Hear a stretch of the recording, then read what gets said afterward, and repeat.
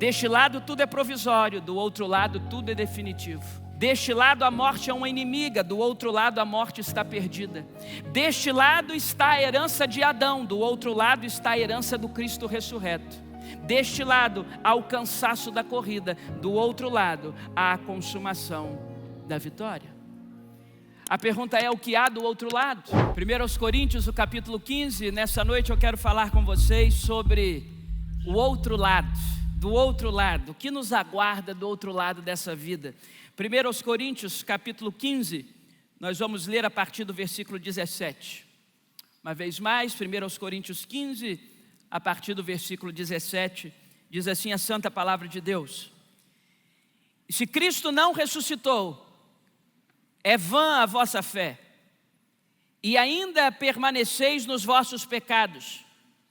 E ainda mais, os que dormiram em Cristo pereceram. Se a nossa esperança em Cristo se limita apenas a esta vida, somos os mais infelizes de todos os homens. Mas de fato, Cristo ressuscitou dentre os mortos, sendo Ele as primícias dos que dormem. Visto que a morte veio por um homem, também por um homem veio a ressurreição dos mortos. Porque assim como em Adão todos morrem, assim também todos serão vivificados em Cristo. Aleluia! Eu não sei há quanto tempo você é frequentador de igreja. Eu não sei há quanto tempo você tomou uma decisão de escolha religiosa na sua vida e frequenta auditórios tais quais esse aqui. Mas vocês que já têm uma caminhada maior no Evangelho, vocês que já frequentam igreja há algumas décadas, talvez vão concordar com a afirmação que passo a lhes fazer. O céu tem sido esquecido nos nossos púlpitos. Deus tem me dado o privilégio de participar de algumas conferências, e o tema que menos ouço é sobre o céu. De todas as pregações que nós ouvimos, talvez o assunto céu esteja ficando em desuso. Muitos querem oferecer um Cristo que serve apenas para o aqui e agora. Um Cristo que seja apenas um viabilizador de projetos pessoais e alguém que pode garantir uma vida aqui melhor. E tudo isso é verdade. Cristo pode te garantir uma vida melhor aqui, claro. Mas eu quero trazer a você, nesse início de noite, uma lembrança que existe um outro lado do rio, que existe um outro lado da vida, e que do outro lado do rio, que do outro lado da vida, que do outro lado da existência, Deus nos garantiu o céu. Eu quero falar para vocês nessa noite sobre o céu. Em primeiro lugar, repare comigo, por favor, o versículo 19. E eu lhes afirmo: deste lado, tudo é provisório, do outro lado, tudo é definitivo. Diz o verso 19 o seguinte: se a nossa esperança em Cristo se limita apenas a essa vida, somos os mais infelizes de todos os homens. Paulo é claro em dizer: se a expressão de fé que habita o seu coração serve apenas para o aqui e agora, nós não passamos de uma raça de infelizes. Se a nossa fé é apenas para o recurso imediato, a cura imediata, o bem-estar imediato, a vida imediata, diz o texto, nós somos infelizes. Porque a nossa esperança não pode ser no provisório, a nossa esperança tem que ser no definitivo. Eu quero lhes afirmar: deste lado tudo é provisório, do outro lado tudo é definitivo. Até os milagres que nós mais ansiamos. A cura de uma doença provisória. Sabe por quê? Deus pode curar você de uma doença, e louvado seja o nome dele por isso, tantos já foram curados. Mas eu quero lhes afirmar que depois da cura dessa doença, um dia você morrerá de outra causa. Portanto, é provisório. Deus pode fazer uma reviravolta na sua vida financeira. Deus pode fazer de 2026 um ano em que de fato você prospere e avance, mas depois de prosperar, depois de avançar, depois de quitar a casa, depois de acumular dinheiro na poupança, você vai chegar do outro lado e não vai levar absolutamente nada. Desse lado aqui tudo é provisório. Jesus ressuscita Lázaro, um milagre maravilhoso, já é o 4º dia de morto, provisório. Porque depois de ressuscitar Lázaro, tempos depois, o Lázaro morre de novo. Jesus ressuscita a filha de Jairo, um milagre grandioso. Uma menina jovem, jovenzinha, 12 anos. Aquela menina é ressuscitada, provisório, ela cresce, não sei se ela casa, ela pode ter constituído a sua família, mas um dia ela morreu de novo. Jesus ressuscitou o filho daquela viúva na pequena cidade de Naim, 10 quilômetros sudoeste de Nazaré. Jovem, eu te mando, levanta-te. Levantou-se o que estivera morto, passou a falar, e Jesus o restituiu à sua mãe. Aquele menino voltou a crescer, aquele menino trouxe um sorriso de volta à sua mãe enlutada. Mas depois ele morre de novo.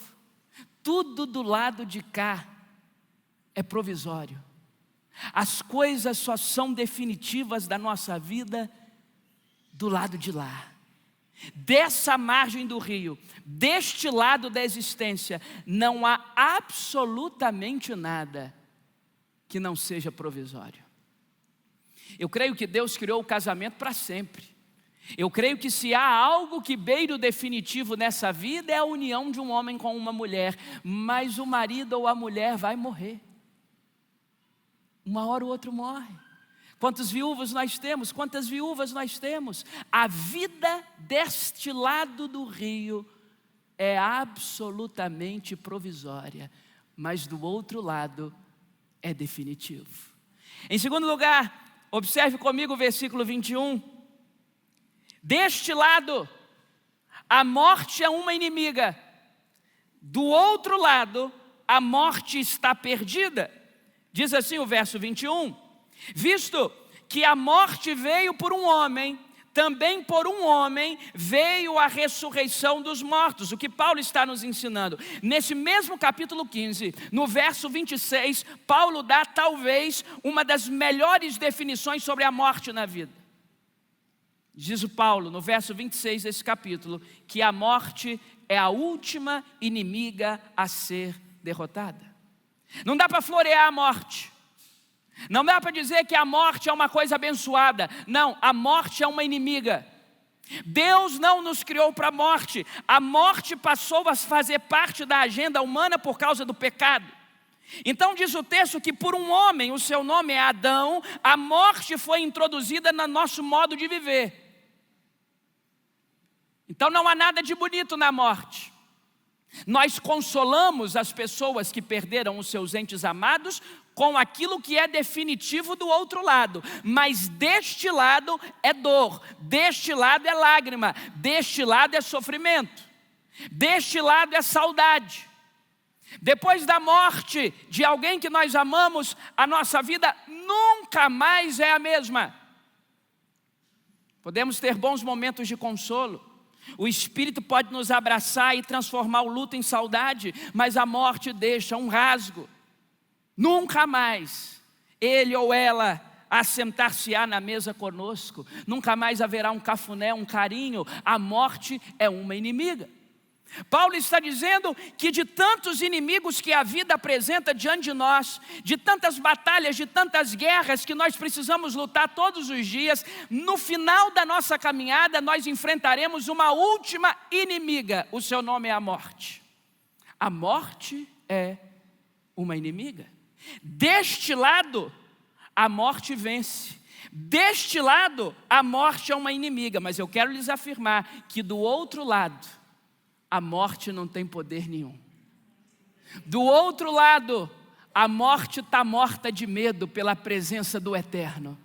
Porque se por um homem a morte entrou na vida, diz o texto sagrado, por um outro homem, pelo segundo Adão, pelo Cristo que ressuscitou, a morte perdeu a sua eficácia eterna. Nós cremos na realidade dos céus e nós cremos um ambiente onde o império da morte foi destruído. Do outro lado, a morte está perdida. Deste lado, a morte é a nossa inimiga. Mas em terceiro lugar, repare comigo o verso 22. Deste lado está a herança de Adão. Do outro lado está a herança do Cristo. É o que diz o verso 22. Porque assim como em Adão todos morrem, assim também todos serão vivificados em Cristo. Esse é um dos textos mais importantes do Novo Testamento. Eu te convido a recitá-lo comigo. Vamos juntos? Porque assim como em Adão todos morrem, assim também todos serão vivificados em Cristo. O que o texto está dizendo é o seguinte: deste lado do rio, deste lado da existência, o império é do reino do Adão. O que é o reino do Adão? É o ser humano que tentou tocar a vida de acordo com seus próprios costumes. É o ser humano que escolheu o caminho mais fácil. É o ser humano que escolheu o caminho da desobediência. É o ser humano que escolheu o caminho da desaprovação divina. Deste lado do rio, o sangue de Adão dá o tom da humanidade. O sangue de Adão nos expulsa do paraíso. O sangue de Adão fez com que em Gênesis 3 a humanidade recebesse a maldição do pecado. Nós dividimos a Bíblia cronologicamente em Antigo e Novo Testamento, você sabe disso. Mas na doutrina da salvação e na doutrina do pecado, você pode dividir a Bíblia em 3 capítulos de um lado e todos os outros do outro lado. Até Gênesis capítulo 3, a humanidade é de um jeito. De Gênesis capítulo 3 até a última linha de Apocalipse é um outro tipo de governo. O que é Gênesis capítulo 3? A queda. A queda da raça humana. Porque em Adão, está dizendo o verso 22, em Adão todos morrem. Porque Adão trouxe para o nosso DNA o pecado. Você acha que quando o apóstolo Paulo diz, e esse texto não pode ser usado como uma desculpa para pecado, mas quando o apóstolo Paulo confessa, o bem que eu quero fazer eu não consigo, mas o mal que eu tanto tento me afastar é o que eu mais pratico. Quando Paulo diz isso, nós não podemos entender que Paulo é um depravado. Nós não podemos entender que Paulo é um devasso ou que está com algum pecado de estimação. Paulo está dizendo assim: eu sou um ser humano nascido depois de Gênesis 3. Eu sou um ser humano nascido depois da queda. O pecado está entranhado no nosso DNA. O pecado está entranhado na nossa consciência. Você pensa o que não gostaria de pensar. Você age como não gostaria de agir. Os seus olhos veem o que você não deveria ver. No final do dia, há um alto senso de reprovação com a própria vida para aqueles que têm um mínimo da ética cristã. E a gente pensa: meu Deus, por que eu falei aquilo? Por que eu vi aquilo? Por que eu senti aquilo? Por que eu toquei naquilo? Por que eu fiz aquilo? Porque em Adão não existe outro modo de vida que não seja pecar. A minha e a sua vida no piloto automático só vai dar tragédia. A minha e a sua vida sem uma busca constante pelo Espírito Santo, sem um compromisso constante com a santidade, a minha e a sua vida em piloto automático dará tragédia, não tem outra solução.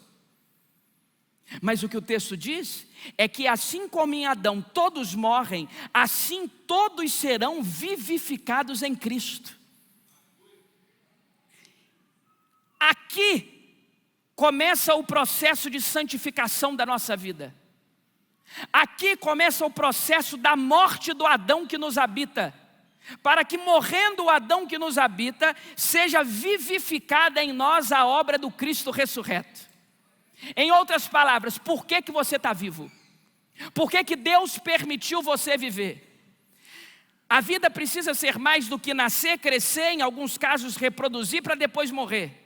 Entre nascer e morrer, a vida tem que ter substância. Entre nascer e morrer, a vida tem que ter sentido de tal forma que ela não se escorra por entre os nossos dedos. E a verdade é que a vida só faz sentido se todos os dias eu me levantar com uma decisão, com uma definição de que o Adão que me habita não dará o tom das minhas decisões, mas Cristo será glorificado no meu corpo, tanto na minha vida quanto na minha morte, e eu sou vivificado com Cristo, e a santidade dá o tom do meu casamento, a santidade dá o tom dos meus impulsos, a santidade dá o tom do meu juízo, e o Adão morre, e o Cristo vive. Adão e Cristo não habitarão no mesmo corpo. Ou habita o Adão na carne, ou somos vivificados em Cristo. Deste lado, a herança que você recebeu é a herança de Adão. Eu sempre fui uma criança questionadora. E eu me lembro, a minha família não era evangélica, e quando eu comecei a frequentar a igreja, o pessoal queria me convencer de que eu era um pecador. E o pessoal queria me convencer de que eu era um pecador porque Adão pecou. E eu, criança, pensava, mas peraí, eu não sei nem onde fica esse tal do Jardim do Éden. Eu não peguei fruta nenhuma de árvore nenhuma. Eu nunca nem vi Adão. O que eu conheço do Adão é a piadinha de para-choque, feliz foi Adão que não teve sogra nem caminhão. É tudo que eu sei sobre Adão, eu uma criança. Como assim? Aí eu fui crescendo e fui entendendo que a diferença entre Adão e eu é que o pecado de desobediência de Adão foi num jardim chamado Éden, o meu é em Guarapari. O meu é no meu quarto, no meu apartamento, na minha consciência. E que eu sou de fato um pecador e que Romanos capítulo 3, versículo 23 está profundamente correto. Todos pecaram e estão destituídos da glória de Deus. Você é um pecador? Te habita. Por vezes é maior do que você. O orgulho de Adão, a queda de Adão, a arrogância de Adão. A vontade de Adão media a existência humana pela sua vontade, não pela vontade de Deus. Então, deste lado da vida, a herança que nós recebemos é a de Adão. Mas do outro lado, Jesus nos deixou uma herança. Pela graça sois salvos mediante a fé, isso não vem de vós, é dom de Deus. Não vem das vossas obras para que ninguém se glorie. Porque Ele nos transportou do império das trevas para o reino do Filho do seu amor, em quem nós temos a redenção e a remissão dos pecados. Ele é a imagem do Deus invisível. Ele é o primogênito de toda a criação. Porque aprouve a Deus que nele residisse a plenitude e que, havendo feito a paz pelo sangue de sua cruz, reconciliasse em Cristo consigo todas as coisas, quer sejam as que existem na terra, quer sejam as que existem dos céus. Deste lado do rio, a herança é de Adão. Do outro lado da vida, nos aguarda um céu, onde Cristo nos deu uma vida eterna, sem morte, sem provisoriedade de vida e sem pecado. Mas em quarto lugar, deste lado da vida, há cansaço da corrida. Do outro lado da vida, há consumação da vitória. Deste lado da vida, cansaço da corrida. Do outro lado da vida, consumação de vitória. Os versos 17 e 18 dizem assim: se Cristo não ressuscitou, é vã a vossa fé, e ainda permaneceis nos vossos pecados. E ainda mais, os que dormiram em Cristo pereceram. O que Paulo está dizendo aqui? Um dos problemas da igreja de Corinto é que havia um grupo muito forte que não acreditava na ressurreição dos mortos, que não acreditava da ressurreição de Cristo. E o apóstolo Paulo agora escreve uma carta para tratar alguns dilemas morais, alguns dilemas éticos, mas ele gasta alguns capítulos ensinando que se não houve ressurreição, a nossa fé é vã. Que se não houve ressurreição, todos aqueles que morreram simplesmente pereceram e não encontraram nada do outro lado.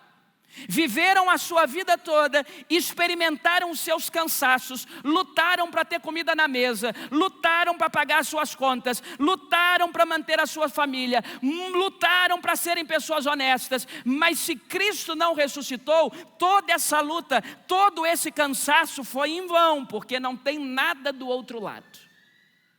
Acabou.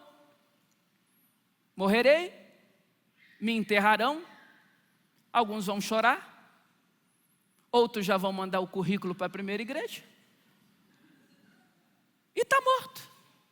Acabou. Está acabado. Tem nada do outro lado.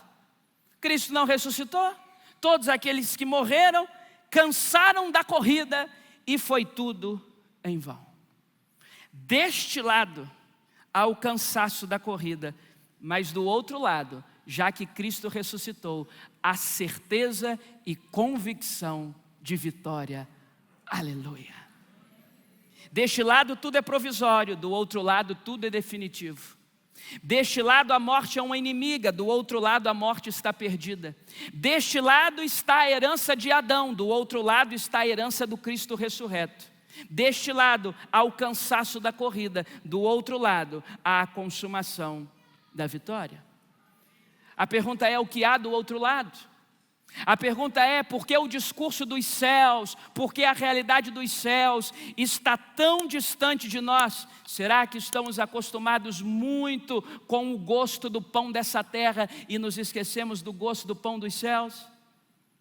Será que as nossas preocupações estão tão consolidadas no cenário do hoje, nas complexidades do hoje, nas necessidades do hoje, nas urgências do imediato, e nós nos esquecemos que do outro lado, Deus nos preparou um ambiente.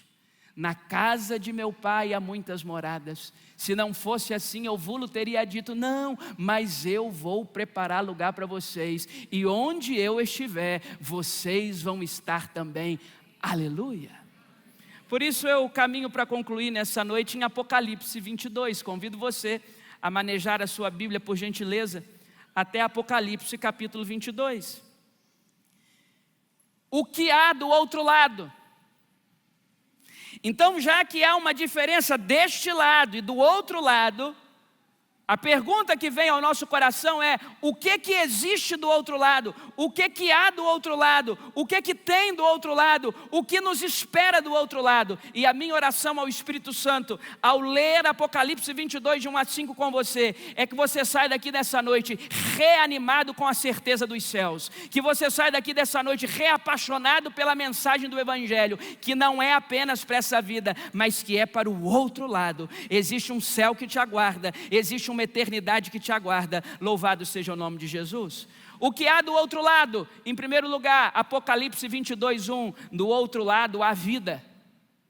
Então me mostrou o rio da água da vida, brilhante como cristal, que sai do trono de Deus e do Cordeiro. Do outro lado, João em essência de glória, João numa teofania, João numa visão absolutamente misteriosa. Ele percebe que há um rio de água da vida, brilhante como cristal. Do outro lado tem vida, do outro lado não tem morte. O que há do outro lado? Versículo 2, do outro lado há provisão. No meio da sua praça, de uma e outra margem do rio, está a árvore da vida que produz 12 frutos. Olha a provisão aí, tem fruto, dando o seu fruto de mês a mês. Do outro lado tem provisão. Do outro lado você não vai precisar mais transpirar pelo pão de cada dia. Deus tem árvores frondosas para te dar fruto. Tem provisão de Deus do outro lado. O que tem do outro lado? Do outro lado tem saúde. Olha o que diz o final do verso 2. E as folhas da árvore são para a cura dos povos. A saúde do outro lado não é provisória. Desse lado toda cura é provisória. Se ele não voltar, você vai morrer de novo. Desse lado todo milagre é provisório. Se ele não te arrebatar, uma hora o seu olho fecha. Mas do outro lado a saúde é definitiva. Do outro lado a cura é definitiva. Do outro lado não há dor, não há ranger. Nós temos esperança do outro lado. O que há do outro lado? Versículo 3. Do outro lado há um governo justo e honesto. Nunca mais, diz o verso 3, haverá qualquer maldição, porque nela, lá do outro lado, está o trono de Deus e do Cordeiro. O trono que está do outro lado é de Deus e do Cordeiro. Do outro lado não tem escândalo, do outro lado não tem mala cheia de dinheiro, do outro lado não tem corrupção, do outro lado não tem idolatria ideológica, do outro lado não tem gente brigando por partido, do outro lado só tem um trono, e esse trono é do Cristo e do Cordeiro. Do outro lado tem esperança para nós, do outro lado tem um governo justo. O que tem do outro lado? Do outro lado tem uma luz que não se apaga. Os versos 4 e 5 concluem dizendo: contemplarão a sua face, e na sua fronte está o nome dele. Então, do outro lado, já não haverá noite, e nem precisam eles de luz de candeia, e nem precisa da luz do sol, porque o Senhor Deus brilhará sobre eles, e reinarão pelos séculos dos séculos. Do outro lado não tem EDP, do outro lado não tem Excelsa, do outro lado não tem luz, não tem vela, não tem LED, não tem painel solar. Do outro lado, o próprio Deus ilumina o seu povo. Ele é a luz de Sião, Ele é a luz da eternidade, Ele é a luz dos céus. Quem anda nele não habitará em trevas. Eu quero te lembrar nessa noite que existe esperança do outro lado. Que você não vive para este lado, você vive para o outro lado. Que o céu volte para as nossas conversas familiares. Que quando você tiver que explicar para o seu filho a notícia ruim da TV, antes de dar a sua opinião sociológica, você explique para o seu filho que no céu vai ser diferente, que ele nasceu para o céu. Que nas nossas conversas, nas nossas inquietudes, nas nossas queixas, nos nossos mal secretos, antes de expor a nossa opinião A ou B, antes de dizer o que nós pensamos C ou D, nós possamos sentar e dizer: nós não somos daqui, o céu nos espera, o céu nos aguarda, a nossa esperança é eterna. Lá, quem estava aqui na primeira quinta-feira do ano, quando por causa desse negócio da cidade faltou luz, a fase não voltou e nós tivemos um culto aqui sem energia, sem ar-condicionado? Quem estava aqui? Um gato pingado estava aqui. Quinta-feira é difícil mesmo. Fica a dica. Foi um calor insuportável. Calor insuportável, eu terminei o sermão derretido. Porque deste lado, se solta um fio desse na rede, a gente fica sem luz. Deste lado, se a demanda aumenta um pouquinho, a gente fica sem água. Do outro lado, tem um rio de água cristalina. E do outro lado, o próprio Deus ilumina a eternidade. Eu quero te convidar nessa noite a lembrar que você não vive para este lado, você vive para o outro lado. Chegará o dia em que veremos o nosso Senhor face a face, e a glória dele estará tão de perto, porque nós estaremos com ele. Que Deus nos ajude a lembrar da mensagem do céu, a amar a mensagem do céu, a viver pela mensagem do céu, e a lembrar que a qualquer momento do dia ou da noite ele volta para nos levar para o céu. Maranata, o Senhor Jesus vem aí.